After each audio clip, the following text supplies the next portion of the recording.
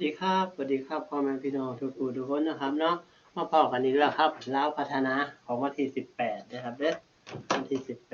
18ลาวพัฒนาของวันที่18สิงหาคม2569นะครับลาวพัฒนาก็คือเลขจากประเทศลาวนะครับเด้อ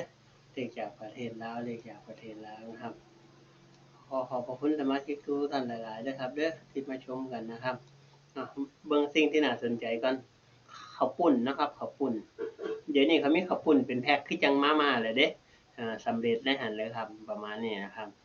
มาเบิ่งข้างในว่ามันมีหยังเนี่ยประมาณนี้นะครับข้าวปุ้นนะครับเด้อข้าวปุ้นนะครับที่เป็นจังซี่ล่ะ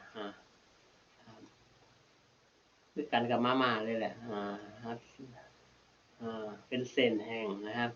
พร้อมชุดพร้อมแซ่บนะครับตามนี้เลยนะครับครับสนใจสั่งซื้อได้เลยนะครับตามลิงก์นี่เด้อตามลิงก์ข้างล่างนะครับเนาะครับประมาณนี้นะครับครับขอบพระคุณหลายๆสามารถสั่งซื้อได้นะครับตามนี้เลยครับเมาก็เฮาก็มาเบิ่งเลขเฮาบัดนี้ว่ามีหยังเนี่ยลาวพัฒนาออก2ทุ่มออก2ทุ่ม26นาทีเท่าแล้วนี่แหละอืม3 4เด่นเด้อเด่นที่4 4884 4994 4004 4114 4224นะครับ3003 3113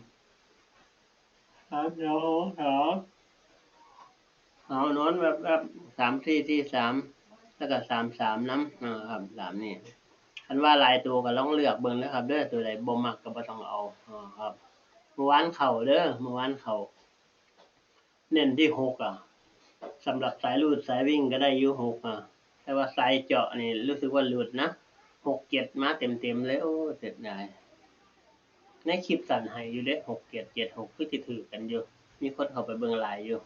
คลิปนี้ก็ขอให้ฝากไลค์ฝากแชร์นะครับฝากกดแชร์กดไลค์นั่นเด้อครับเด้อครับประมาณนี้นะครับจดให้ทันแป๊บหนึ่งจดให้ทันเด้อแป๊บหนึ่ง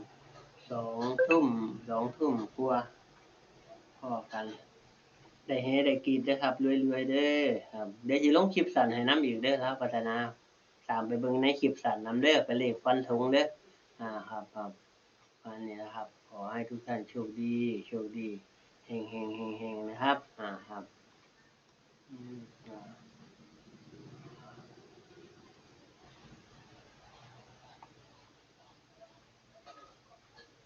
โอเคเท่านี้ก่อนเนาะครับสวัสดีครับ